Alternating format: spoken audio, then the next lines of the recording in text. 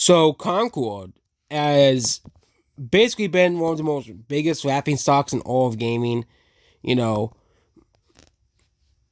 And Marvel Rivals, is a very successful, popular game. Okay, again, mostly because it's based off an existing IP. Obviously, Concord's an original IP. But the difference with Concord and Marvel Rivals is very different.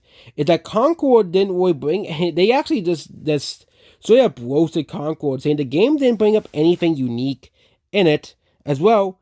And are already packed hero shooter market because there's tons of hero shooters out there, of course, Overwatch.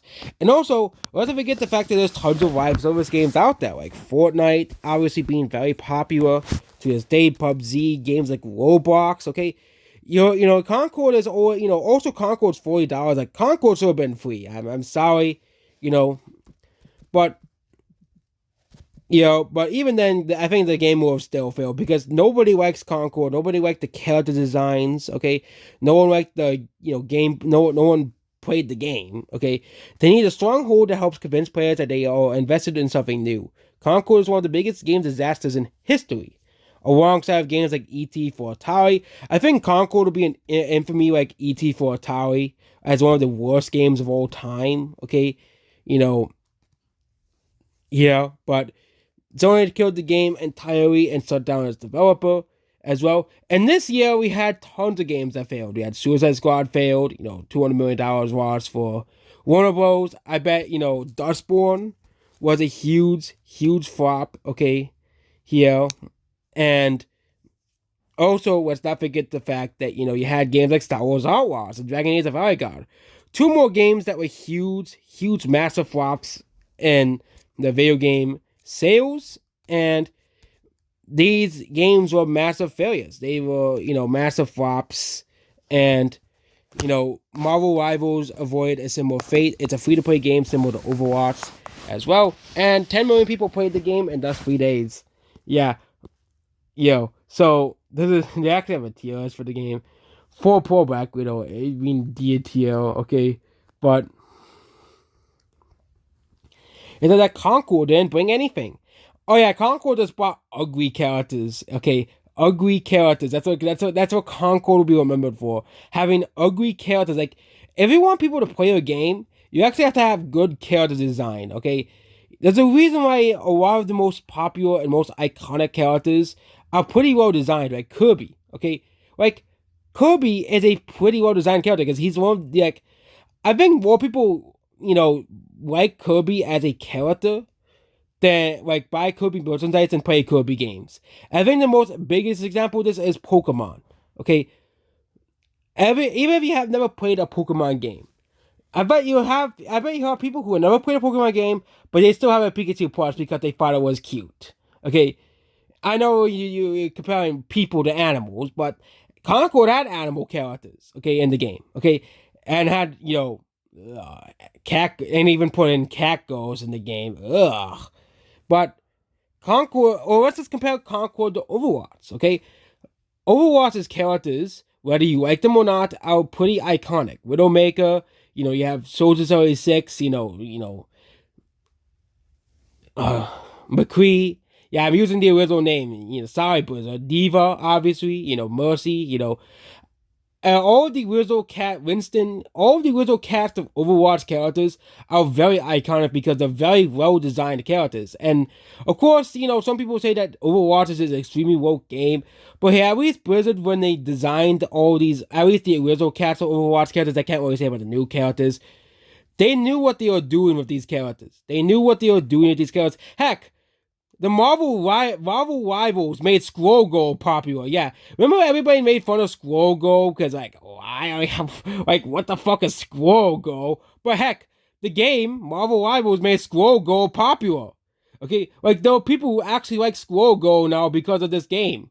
Okay, but I think if they really wanted is to put more obscure Marvel characters, and I think because the fact that they're in this game, people are actually looking at them like Zeph the Ransock. Like, before this game came out, nobody knew who Zeph the Ransock is, but now everybody knows who he is because he's in the game. Okay, Cloak and Dagger, another obscure character that they're showing here. They didn't make a show, but not everybody watches TV. Okay, And of course, they had all the really popular characters like Spider-Man, Wolverine, not Deadpool for some reason. And I know they're gonna add the Fantastic Four into the game because the Fantastic Four movie is coming out next year. I'm surprised they're not adding Deadpool into the game because I think if you can't, you should just have Deadpool in the game because you have Wolverine in the game, but you don't have Deadpool. Even they made that whole movie of Deadpool and Wolverine in it, and you don't have Deadpool in the game. And also, Namor even might become more popular because of this game because Namor is playable in this game too. Okay, you know, but they can be difficult to predict. Obviously, the game developers knew what a popular the game would be until it actually came out. Obviously, the truth is, I didn't think anybody could actually predict this or the game industry would be radically different today. Obviously, as well. But I think character designs are the number one reason a product is successful or not. And of course, one of the most iconic games of all time, Minecraft, has incredible character designs, okay? Incredible character designs like the Creeper, like Creeper was supposed to be actually a pig, but the Creeper is such a well-designed creature slash character that is considered one of the most iconic characters of all time. Okay, there's an example of a happy accident, and the Creeper is one of them. Okay, it's a mistake that actually became one of the most iconic characters in all video gaming. Okay, and Marvel Rivals, it has superheroes in it, obviously. Of course, they can say, oh, yeah, the game's popular because of the IP, because it's linked to the Marvel IP. And a lot of people, just remember, Marvel Cinematic Universe is the highest grossing film franchise of all time. But it's just so funny that the Concord, they're really just making fun of Concord, yeah, because we can look at Concord's character designs, and they're just all just so awful.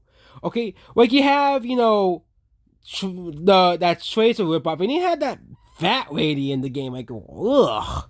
Like, this is supposed to be a game that, it's supposed to be one of the, it's the game that Sony is supposed to be putting out as one of the biggest games of the year.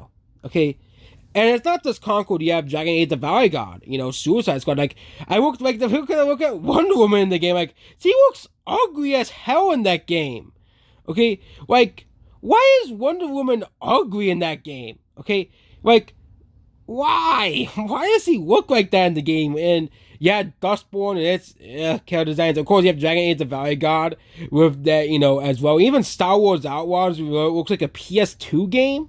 Okay, like, this is the state of the AAA gaming industry, and it's just, they are scratching their heads why this game is so popular, but why no one bought Star Wars Outlaws and why no one bought Dragon Age: The Valley God. Honestly, sometimes with games that don't do too well, like, for example, Stellar Blade, but I think there's with Marvel Rivals, like, I think you have to, and I think the second part of a game's success is you have to actually tell people what the game's about. Okay, Marvel Rivals from its first trailer immediately showed us this game is a hero shooter very similar to Overwatch.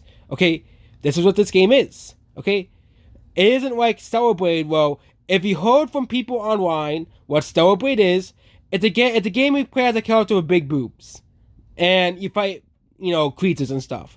Okay, and of course, if you actually saw like the trailers and stuff, they actually do tell you what the game is about. But if you heard from like the online discourse about Stellar Blade, that's basically like the whole thing. Like, they'll never tell you what the game. And I think that's the problem with Stellar Blade, is that people didn't really talk about Stellar Blade as a game. They just talked about the Stellar Blade had a sexy female character. Which I think that should be not, I think people should be selling games based off gameplay, story, or characters. Not just, oh, this character has big boobs. That's it. Congratulations. I think a perfect example of people selling a game quite well is Black Myth Wukong.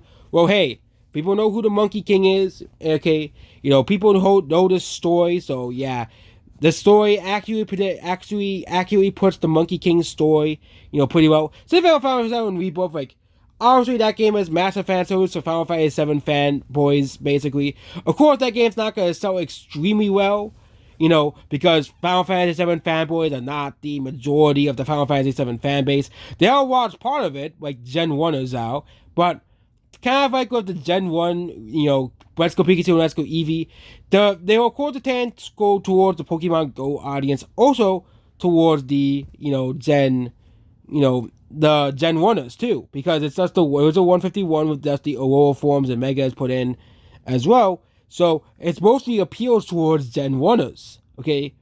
Which are a significant portion of the Pokemon fan base to this day. But yeah, that's what this video here. Goodbye.